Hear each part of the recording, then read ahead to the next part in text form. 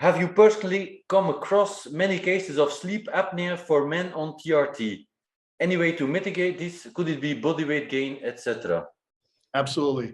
I've seen both patients that came to us with sleep apnea that have improved, and I've seen guys that came without sleep apnea that manifested after the case. And you may say, well, does it hurt or does it help? Why is it happening in both directions? And again, it's an individual thing. So we have to first assess what is sleep apnea and why does it happen? In a nutshell, it's an obstruction of breathing in your sleep. And that obstruction leads you to hold your breath, and it can lead to hypoxia, slow hypoxia that becomes chronic over time. And this can lead to brain damage and other, negative manifestations to your body. So essentially, one of the things we know that occurs is being overweight. If there's pressure on your chest and you tend to sleep on your back, you're going to feel that compression and it's going to make it harder to breathe. Second, neck diameter.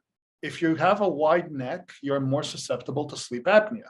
Now, here's the caveat here. It doesn't matter if it's obesity from fat or obesity from a bodybuilder.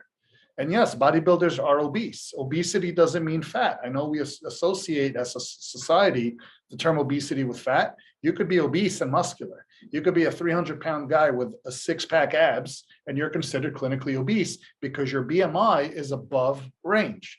So obesity is body mass index, not body fat index. So professional bodybuilders are obese, and they do suffer sleep apnea, and they do suffer a lot of obesity-related ailments or pathologies. Now, it may not always be metabolic syndrome, which is more associated with fat, but they do have the cardiovascular diseases that go with obesity because their heart does have to pump more blood to all of those tissues. So understand that if you have a wide neck and you are obese in terms of BMI index, you're very susceptible to sleep apnea. And then lastly, it's genetic.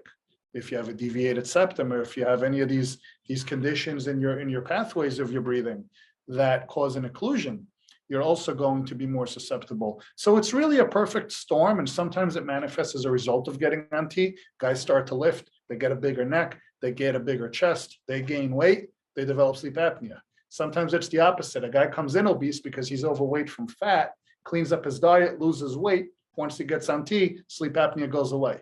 So in a nutshell, it's not where we can sit back and say testosterone fixes sleep apnea, testosterone causes sleep apnea. You have to, again, engage in the individual and what is the mechanism behind this action.